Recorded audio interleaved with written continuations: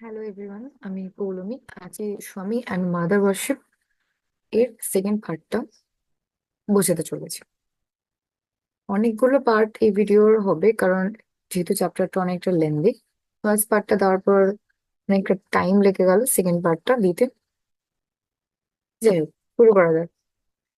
No devil worship, মানে কোনো devil worship করা হবে না, কোনো ডেভিলকে পুজো করা হবে না। ডেভিল কারা? যারা হচ্ছে শয়তান, যারা হচ্ছে দুষ্ট, তাই তো? বা কোনো তন্ত্র মন্ত্র বলো, এগুলো তো কোনো ওয়ার্শিপ করা হবে না। কোনো প্রেত চর্চা কিন্তু করা হবে না, কোনো প্রেতের পুজো হবে না। ওকে। তো কি বলছে, he had a whole hearted contempt for what he regarded as squeamishness or mawkishness. তার কিন্তু একটা হোল হার্টেড কন্টেম্প্ট, মানে হৃদয়ে ভরা একটা কন্টেম্প্ট, মানে কি হেট্রেড ছিল কোনো জিনিস। মানে তিনি খুব সেন্সিটিভ টাইপের লোক ছিলেন। স্বামী বিবেকানন্দ খুব সেন্সিটিভ টাইপের লোক ছিলেন, যেটা তার খুব খারাপ লাগতো তার বিষয়ে। মানে ধরো কোনো জিনিস তাকে আপসেট করেছে, তো সেই আপসেটিং জিনিসটা কিন্তু তার সবসময় অপছন্দের ছিল, সেটার প্রতি তার একটা হৃদয় ভরা ঘৃণা ছিল। ঠিক আছে? তো স্কুইমিশনেস অ্যান্ড মকিশনেস দুটোরই সেম মিনিং। একটা ভীষণ স্ট্রং ডিসলাইক, আর কিছুই না, খুব অপছন্দের জায়গা। তিনি কোনো কিছু বেশি খুঁতখুত করাটাও কিন্তু পছন্দ করতেন না, এগুলো তার একটা অপছন্দের জায়গা। তাহলে তার এই স্কুইমিশনেস এবং মকিশনেস কিন্তু একটা হোল হার্টেড কন্টেম্প্ট, বা ভীষণ হৃদয় ভরা তার একটা কি ছিল, ঘৃণা ছিল। ওকে। তার মানে তিনি কি একটু সেন্সিটিভ টাইপের লোক। কোনো কিছু যদি তার খারাপ লেগে যেত, তারপর মানে সেটাকে মানে তিনি পছন্দ করতেন না। যেটা তাকে আপসেট করতো সেই জিনিসটাকে কিন্তু তিনি পছন্দ করতেন না, যে কেন সেই জিনিসটা তাকে আপসেট করলো। ঠিক আছে?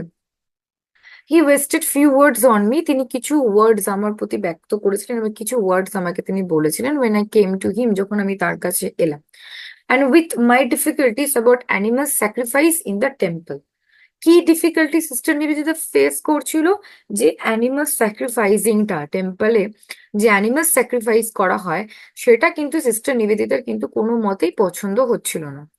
এই ডিফিকাল্টিসটা কিন্তু শি ওয়াজ ফেসিং।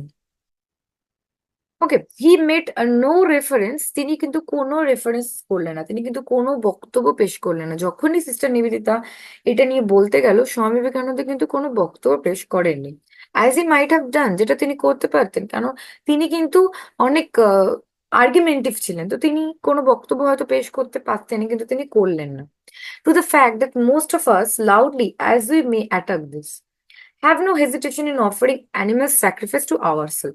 আমরা যখনই এই কথাটা আমাদেরকে বলতে আসবে কেউ, যে অ্যানিমাল স্যাক্রিফাইস মন্দিরে বন্ধ করা দরকার, তখন আমরা যদি নন ভেজিটেরিয়ান হয়ে থাকি, তবে অবশ্যই আমরা কি বলবো, বা ধরো আমরা এই ব্যাপারটাকে সাপোর্ট করি, তখন আমরা এই ব্যাপারটাকে যদি সাপোর্ট করি, অ্যানিমাল স্যাক্রিফাইসটা যদি টেম্পলে সাপোর্ট করি, তখন আমরা কি বলবো, যে আমরাও তো নিজেরা অ্যানিমাল খেয়ে থাকি নাকি? আমরা নিজেরা আহ অনেক কিছু খাচ্ছি, অনেক কিছুর মাংস খাচ্ছি, মাছ খাচ্ছি, তো আমরাও নিজেরা তো পশু হত্যা করে থাকি, জাস্ট আমাদের রসনা তৃপ্তির জন্য, জাস্ট আমাদের খিদা মেটানোর জন্য।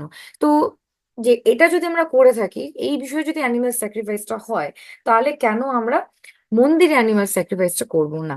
এটা হয়তো স্বামীজি এটা আর্গিউ করতে পারতেন, কিন্তু স্বামীজি কিন্তু এই আর্গিউটা করলেন না। হি অফার্ড নো আর্গুমেন্ট, বারবার বলা হচ্ছে, তিনি কিন্তু কোনো আর্গুমেন্ট কিন্তু করেনি, as he easily might have done. যেটা তিনি করতেই পারতেন, তিনি আর্গুমেন্টিভ হতেই পারতেন, কিন্তু তিনি কিন্তু কোনো আর্গুমেন্ট করেননি। ওকে।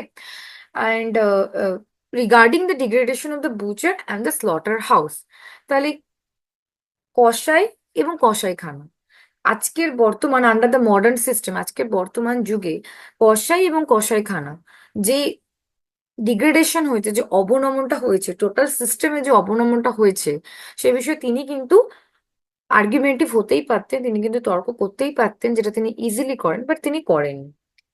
আচ্ছা, তিনি তার জায়গায় কি বলেছে, why not a little blood to complete the picture. একটা ছবি যদি কমপ্লিট করতে চাই, যেখানে রং তুলির প্রয়োজন থাকে, সেখানে কি একটু রং নয় ঝুড়ুক, একটু ব্লাড নয় ঝুড়ুক? তাই তো, ছবি সম্পূর্ণ করতে গেলে একটু ব্লাড নয় ঝুড়ুক।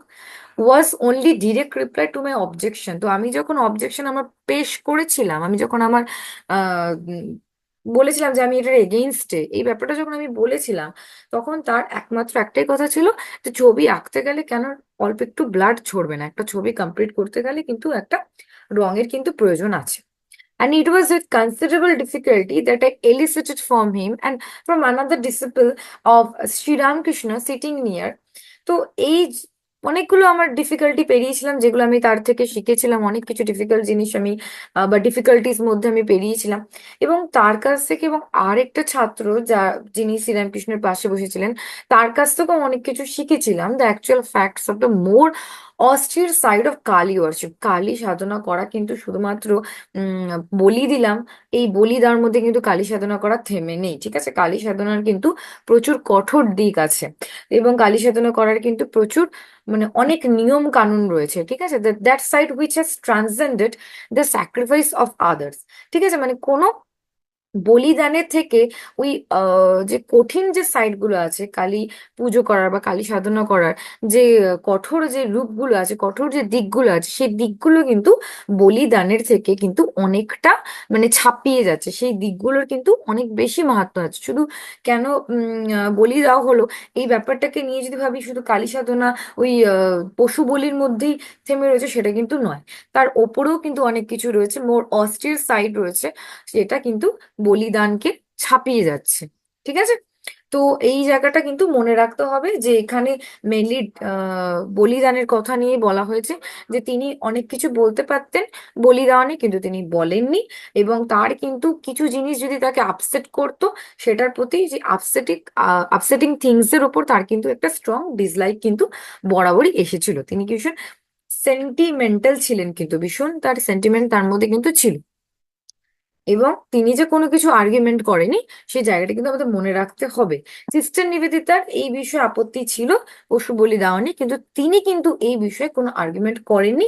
এবং সিস্টার নিবেদিতা পরবর্তীকালে তার কাছ থেকে, এবং স্বামী বিবেকানন্দর স্বামী বিবেকানন্দ ছাড়াও আরেকজন যিনি ছিলেন, আরেকজন ছাত্র বা শিষ্য যিনি ছিলেন শ্রীরামকৃষ্ণের, তার কাছ থেকেও কিন্তু তিনি প্রচুর জিনিস কিন্তু জানতে পেরেছিলেন, যে কালী সাধনার কিন্তু প্রচুর কঠোর দিক রয়েছে বা অন্যান্য দিক রয়েছে, যেটা বলিদানের তুলনায় কিন্তু প্রচুর বেশি মাহাত্ম্য রাখছে।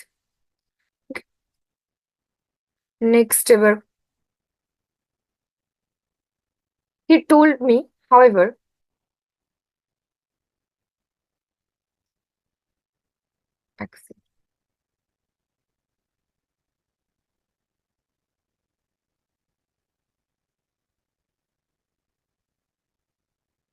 নেক্সট কি বলছে, he told me however that he had never tolerated the blood offering commonly made to the demons who attend on Kali.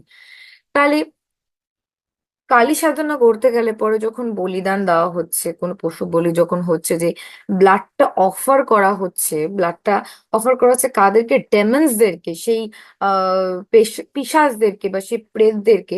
এই প্রেত সাধনা বা প্রেতদেরকে ব্লাড অফার করাটা কিন্তু তিনি কোনোদিনই কিন্তু টলারেট করেনি, কোনোদিনই কিন্তু সহ্য করেনি। This was simple devil worship. তিনি কি বলতেন, যে সেটা একটা সিম্পল সিম্পল ডেভিল ওয়ার্শিপ। এটা একটা সহজতম ভাষায় বলতে গেলে পরে এটা একটা এটা একটা হচ্ছে প্রেত চর্চা করা, আর কিছু না, প্রেত উপাসনা করা। And he had no place for it. তার কিন্তু এটার মানে তার কাছে কিন্তু এটার কোনো জায়গা কিন্তু ছিল না।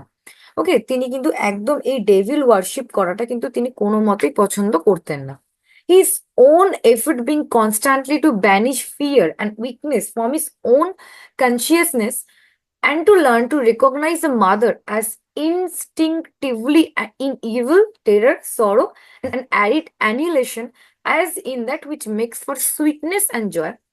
তো কি বলছে, এই জায়গাটা অনেকটা বড় না, এটা ভেঙে ভেঙে বলি।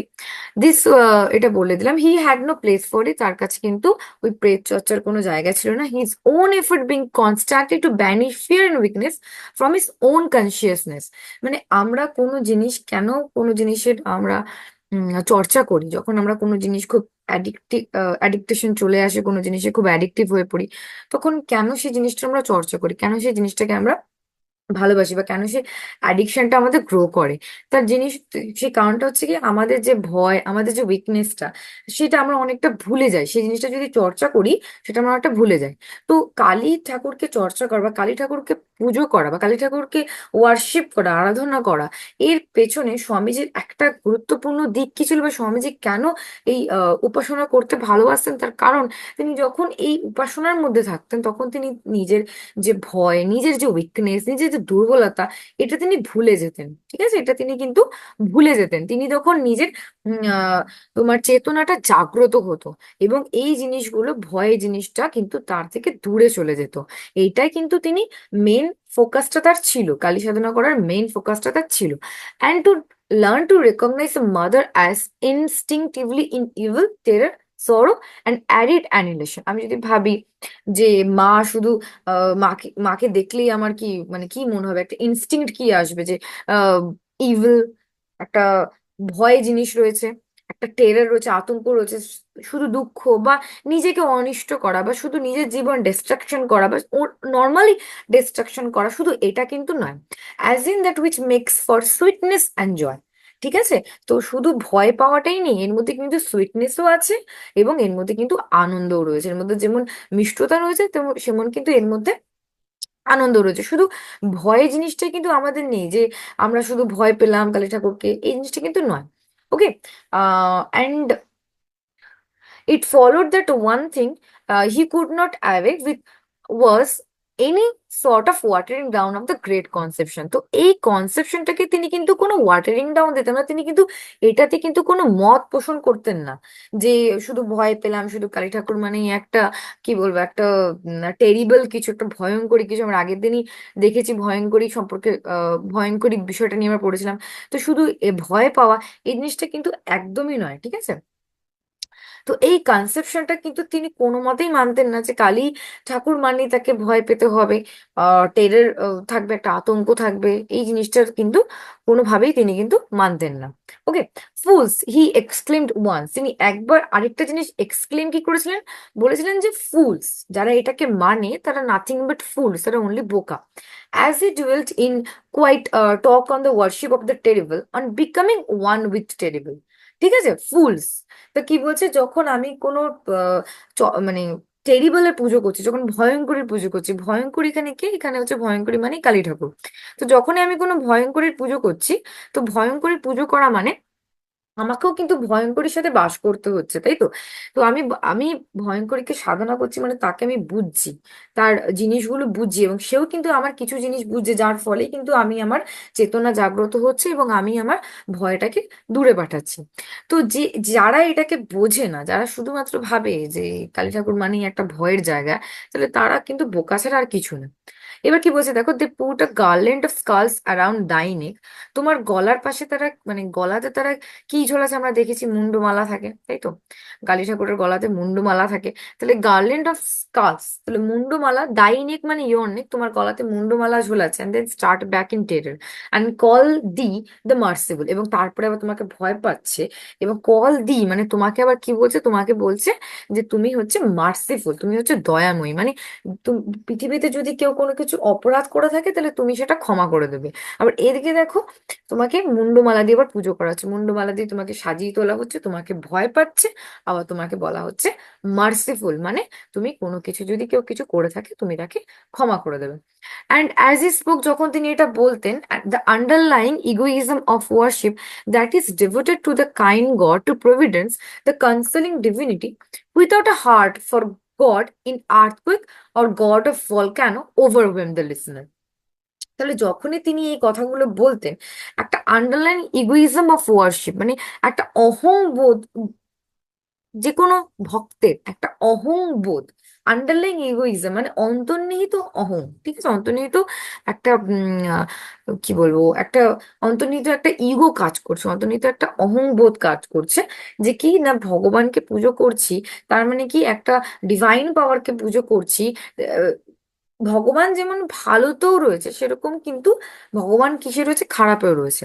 তো এরকম যদি বলি, মানে এরকম যদি বলি যে আজকে এখানে ভূমিকম্প হচ্ছে বা আজকে এখানে অগ্নুৎপাত হচ্ছে, এইটাতে কিন্তু ঈশ্বর যে করছে, এটাতে একটা ঈশ্বরের এই যে রূপ রয়েছে, এটা মানে তিনি যে এখানে দয়াময়ী না, তিনি কিন্তু মার্সিফুল না। কেন, ঈশ্বর যদি দয়াময়ী বা মার্সিফুল সবসময় হতেন, তাহলে কিন্তু তিনি কখনোই চাইতেন না তার ভক্তের কোনো মতে ক্ষতি হোক। তাহলে যেখানে তিনি ক্ষতিটাও করছেন আবার ভালোটাও করছেন, এই জিনিসটা কিন্তু আমাদের বুঝতে হবে, তাই তো? তাহলে তিনি কি বলছেন? তিনি বলছেন যে একদিকে যেমন ক্ষতিটাও হচ্ছে, সেমন একদিকে কিন্তু ভালোও হচ্ছে, তাই তো? তাহলে এই কথা যখন তিনি বলতেন, শ্রোতা তখন কি শুনতো, মানে শ্রোতাকে তিনি যখন বোঝাতেন যে ভূমিকম্প বা অগ্নুৎপাত রূপে যে ঈশ্বর প্রকাশিত হচ্ছে, তাহা তাকে ভালো না বেসে, যে ঈশ্বর দয়াময়, যে ঈশ্বর পালন কর্তা, যে ঈশ্বর শোকে দুঃখে আমাদের সাথে রয়েছে, তাকে পুজো করা উচিত। এই জিনিসটা কি একটা, এই জিনিসটা হচ্ছে একটা আন্ডারলাইন ইগোইজম, ঠিক আছে? যে ক্ষতির দিকটা আমরা ঈশ্বরকে পছন্দ করছি না, যে ক্ষতির জিনিসটা করছে বলে ঈশ্বরকে আমি একদম ভালোবাসছি না। আমি ভালোবাসছি কখন, যখন ঈশ্বর আমার কাছে আমাকে ভালো করছে, আমাকে কনসোল করছে, আমাকে সান্ত্বনা দিচ্ছে, আমার ভালো জিনিসটা করে দিচ্ছে। এই জিনিসটাতে মানে মানে শুধু ভালো দিকটাই দেখছি, খারাপ দিকটা কিন্তু দেখছি না। তো তাকে শুধু পুজো করব, এই জিনিসটা কিন্তু একটা আন্ডারলাইন ইগোইজম, ওকে, একটা অন্তর্নিহিত অহংবোধ, আর কিছুই না। ঠিক আছে? এরপর কি বলছে? One saw that one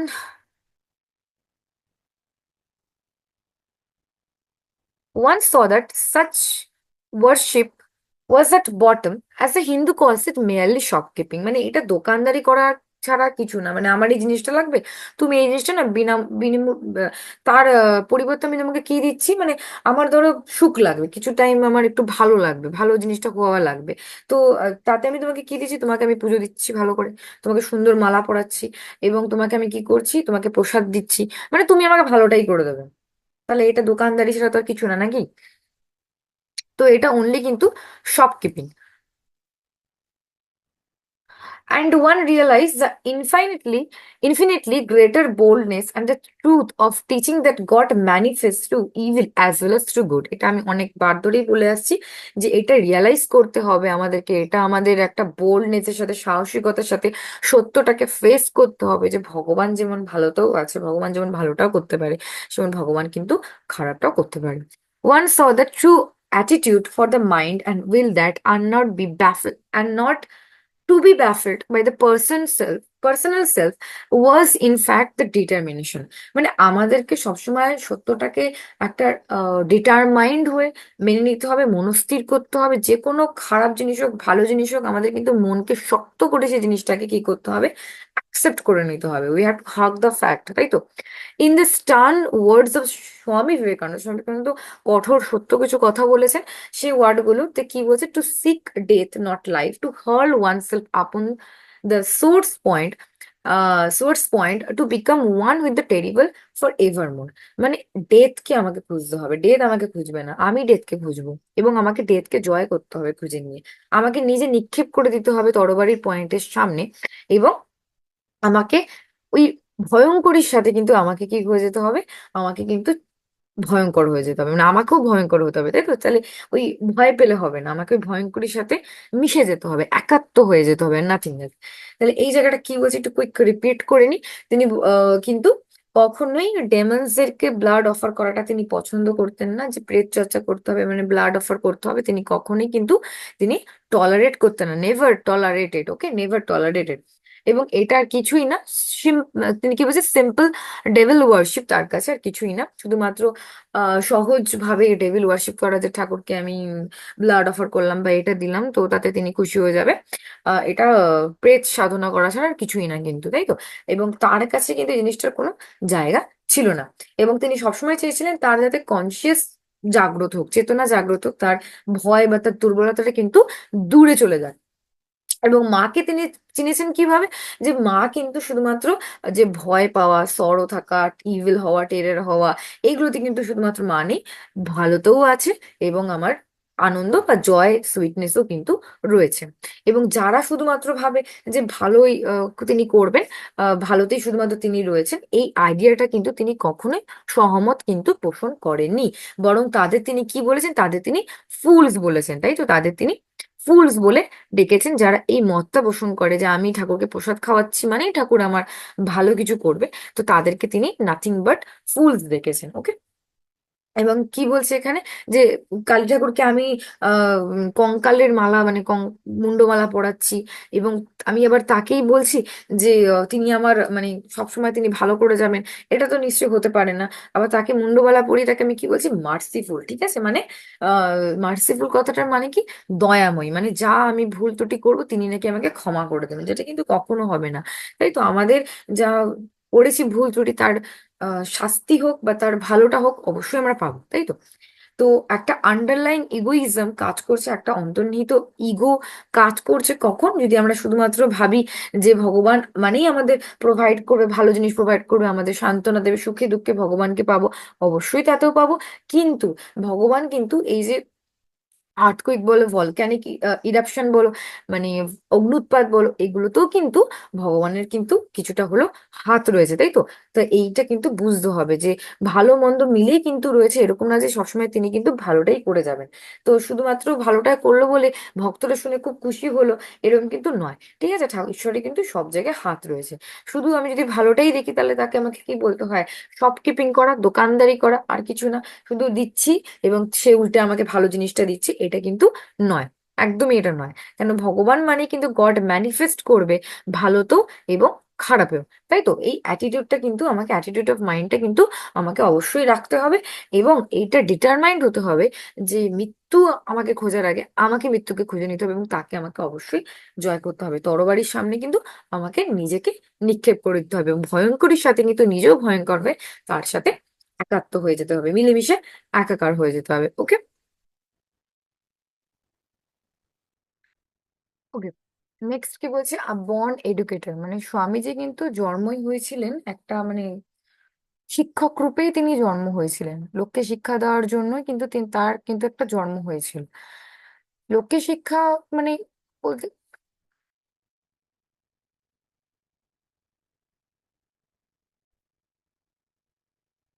okay, next কি বলা হচ্ছে, বর্ন এডুকেটর, মানে স্বামীজি জন্মই হয়েছিলেন যেন একটা শিক্ষক রূপে। ছোট আমরা পড়েছি তিনি ছোটবেলায় 8 বছর বয়সে সমাধি, মানে কিভাবে ধ্যান করতে হয়, কিভাবে সমাধি পেতে হয়, সম্যক জ্ঞান পেতে হয়, তিনি কিন্তু ছোটবেলায় সেই জিনিসগুলো কিন্তু ছোটবেলা থেকেই নিয়ে জন্মেছিলেন। তুমি আমি না যে আমাদের একটা প্র্যাকটিস করে করে করতে হয়, বা ওই লেভেলে আমরা কোনো যেতে পারবো না। তিনি কিন্তু ছোট থেকেই এডুকেটেড, মানে এডুকেটর হয়ে জন্মেছিলেন, এই ব্রহ্মজ্ঞান কিন্তু ছোটবেলা থেকেই তার মধ্যে ছিল, ঠিক আছে। তো কি বলছে, it would have been altogether inconsistent with the Swami's idea of freedom to have sought to impose his own conception on a disciple. তাহলে কি বলছি, it would have been altogether inconsistent. আমরা যেটা মনে করি যে স্বামীজি সবসময় তার নিজের আইডিয়া অফ ফ্রিডমটা, বা নিজের যে আইডিয়াটা পোষণ করতো যে আমি এই ধর্মটা মানি, বা আমি এই আইডিয়াটা মানি, এই মতাদর্শটা মানি, তো সেটাই যে আমি ইম্পোজ করে দেবো আমার নিজের ছাত্রছাত্রীর ওপর, সেটা কিন্তু তিনি কোনো করতেন না। যে যার নিজের কিন্তু ধর্ম বিষয়ে আইডিয়া কিন্তু মানে মতচারণ কিন্তু যে যার নিজের করতে পারতো। তিনি কিন্তু কখনোই তার ছাত্রছাত্রীদেরকে তার শেখানো অঙ্কগুলোই করতে হবে এমন কিন্তু না, অন্য মেথডেও কিন্তু জিনিসগুলো পড়া যাবে বা করা যাবে, তিনি কিন্তু সেটাতে বিশ্বাসী ছিলেন।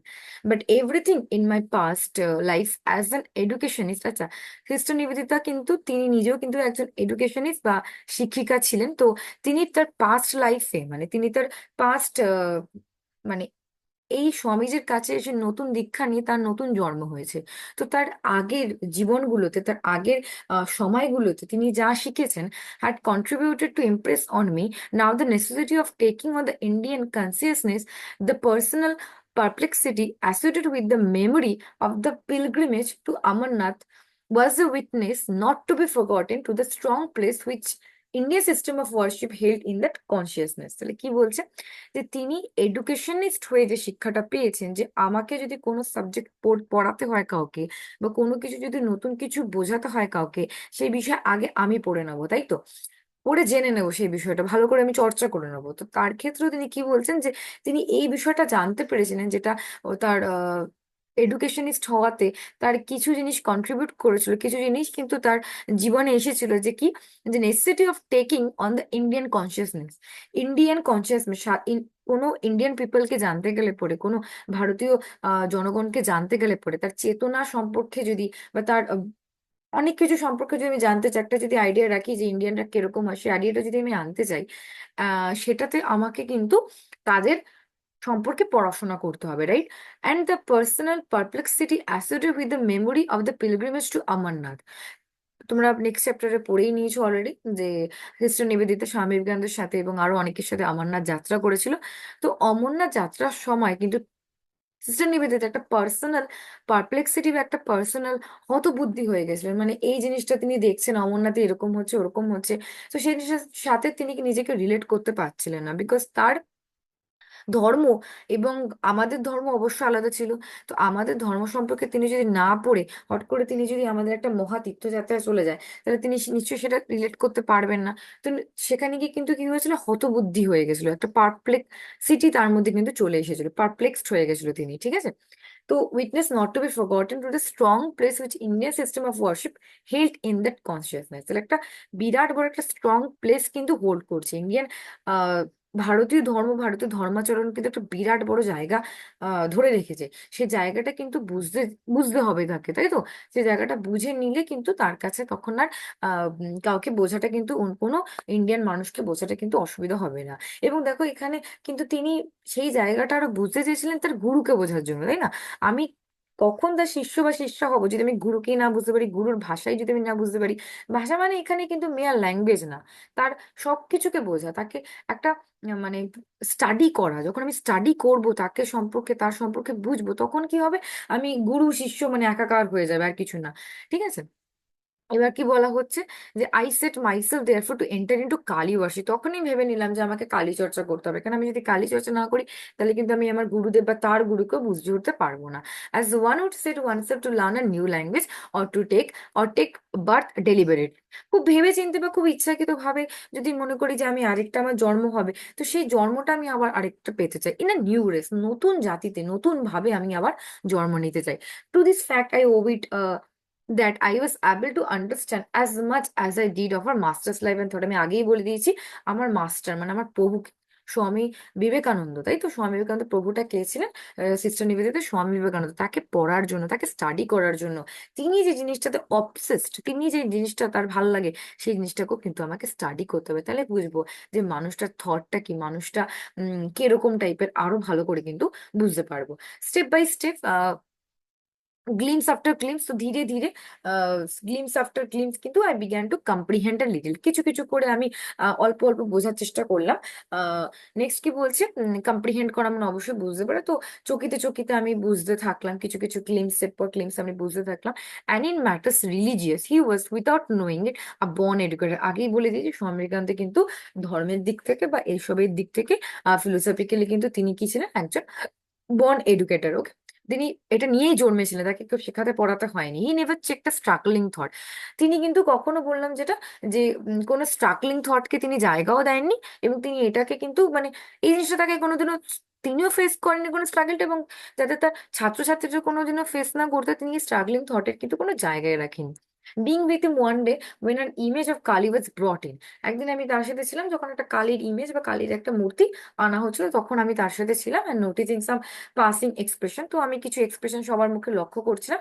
I suddenly said, perhaps Swamiji Kali is a vision of Shiba.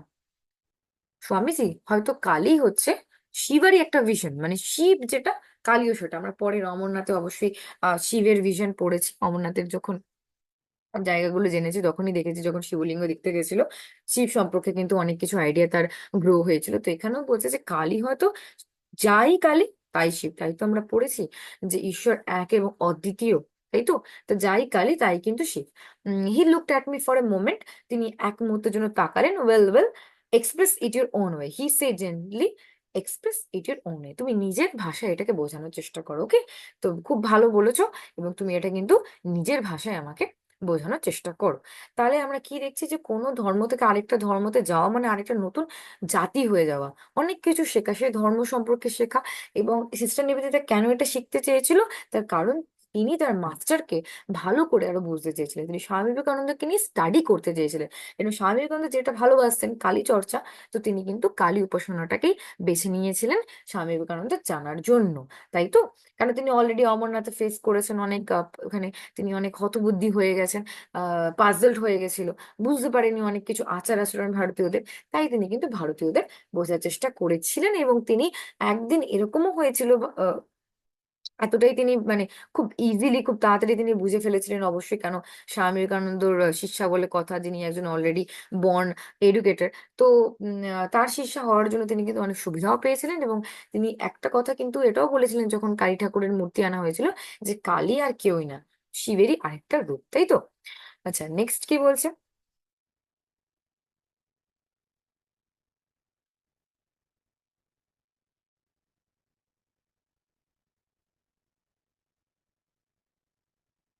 Hmm.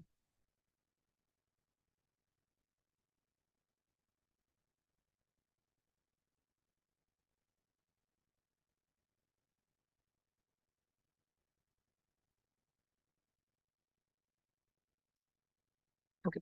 Another day, he was going with me to visit the old Maharshi Devannath.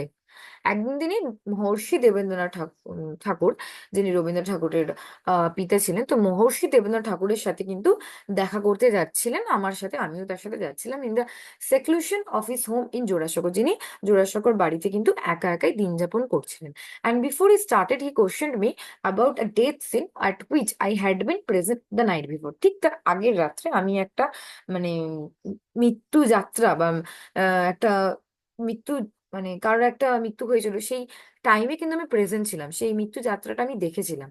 তো ওই ডেথ সিন থেকে আমি কি শিখলাম, ঠিক আছে, ওই মৃত্যু যাত্রা থেকে আমি কি শিখলাম সেই বিষয়ে কিন্তু স্বামীজি আমাকে কিছু প্রশ্ন কিন্তু করে ফেলেছিলেন। I told him eagerly of the sudden realisation that had come to me. তো আমার একটা সাডেন রিয়েলাইজেশন হয়েছে, আমি উপলব্ধি করতে পেরেছি সাডেনলি, সেটা কিন্তু আমি তাকে বেশ বললাম, তাকে বেশ উৎসাহের সাথে কিন্তু বললাম। And that religious word only language, ভীষণ ইম্পর্টেন্ট একটা লাইন। তিনি কি বলছেন, যে ধর্মই হচ্ছে একমাত্র ভাষা। আমরা যেমন বিভিন্ন ভাষায় লোকের সাথে কথা বলে থাকি, সেমন হচ্ছে বিভিন্ন ধর্ম, ঠিক আছে?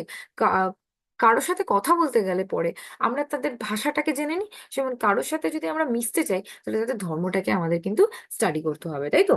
তাহলে কি বলছে, we must speak to a man in his own language. আমরা কোনো লোকের সাথে যেমন তার ল্যাঙ্গুয়েজে তার ভাষাতে কথা বলি, সেমন কিন্তু এখানেও আমাদের তাদের ধর্ম ধর্মের সাথে ধর্মকে কথা বলতে হবে, ঠিক আছে?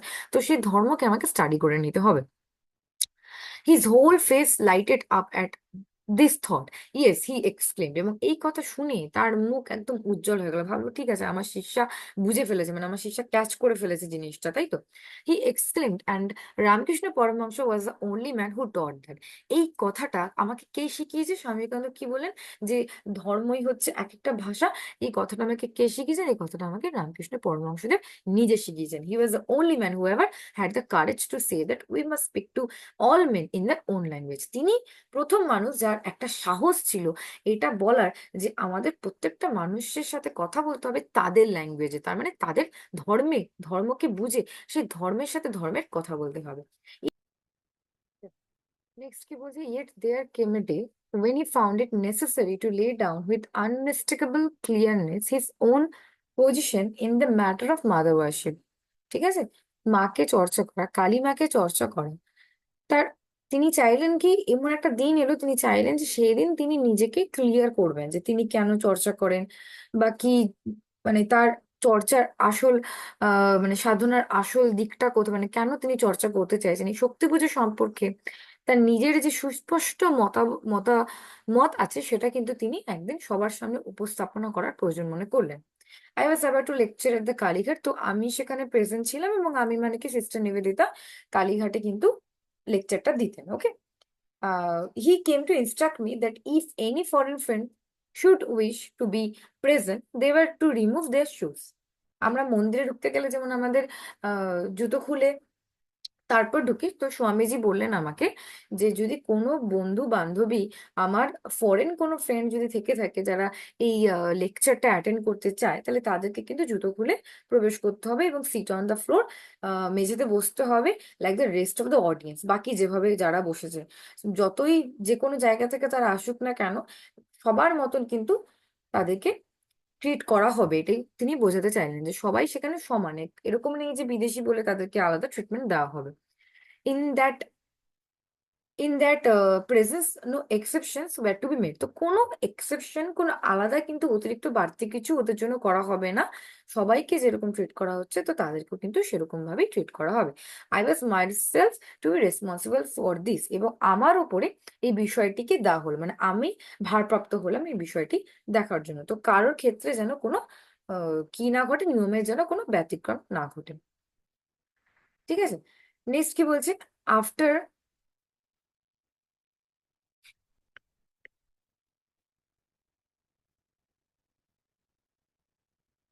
After saying this, however, he lingered before going, and then making a shy reference to Cornell Hayes' poem of the Guardian Angels.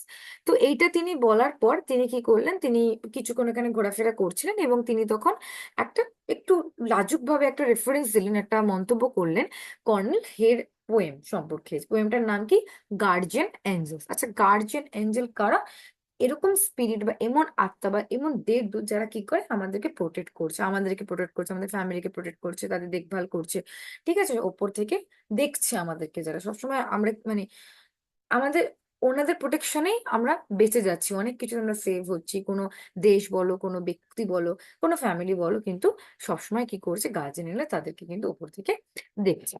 He said that is precisely my position about Brahma and the god. তো তিনি বললেন আমার পজিশনটা কিন্তু সেরকম, ব্রহ্মা এবং god এই বিষয়ে কিন্তু আমার পজিশনটাও সেরকম। তাহলে তিনি কি বললেন যে এই কথা তিনি বললেন যে কিছুটা অনিচ্ছুক ভাবে, কিছুটা শাইলি তিনি একটা রেফারেন্স দিলেন যে গার্জিয়ান এঞ্জেল বা যারা রক্ষা করে যাচ্ছে, আমাদের রক্ষাকারী দেবদূত, সেই রক্ষাকারী দেবদূতই মতনই কিন্তু তার একটা পজিশন, যে ব্রহ্ম এবং দেবদেবীর সম্পর্কে কিন্তু স্বামী বিবেকানন্দের কিন্তু ঠিক এই একই মত, যে মতটা কিন্তু গার্জিয়ান এঞ্জেল কবিতায় কিন্তু কর্নেল হে যে মতামতটা পোষণ করেছে সেরকমই মতামতটা কিন্তু স্বামী বিবেকানন্দ পোষণ করছে কি সম্পর্কে, ব্রহ্ম এবং দেবদেবীর সম্পর্ক কিন্তু সেই একই মত। I believe in Brahma and the gods and not in anything else. কি বলা হচ্ছে, যে আমি ব্রহ্ম এবং গড ভগবানে বিশ্বাস করি, তো অন্য কিছুতে কিন্তু বিশ্বাস করি না। ঠিক আছে, ঠিক এই রেফারেন্সটা কোথায় পেশ করা হয়েছিল? গার্জিয়ান এঞ্জেলে।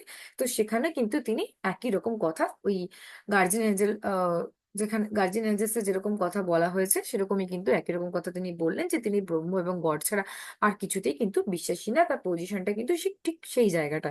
ঠিক আছে, তাহলে স্বামীজি এই রেফারেন্সটা করিয়ে করে কিন্তু ব্রহ্ম এবং গডের সাথে তার একটা কি সিমিলারিটি বুঝিয়েছে, একটা সিমিলার রিলেশনশিপ কিন্তু বুঝিয়েছে, যে আলটিমেট রিয়ালিটি রয়েছে এবং দুটোরই কিন্তু ভগবান এবং ব্রহ্ম দুটোরই কিন্তু একটা বিরাট বড় কিন্তু তারা এই পুরো সিস্টেমে, এই পুরো পৃথিবীর মধ্যে, এই পুরো ইউনিভার্সের মধ্যে কিন্তু তারা একটা বিরাট বড় ভূমিকা কিন্তু পালন করে চলেছে। ওকে, তাহলে এখান থেকে আমরা কি দেখলাম?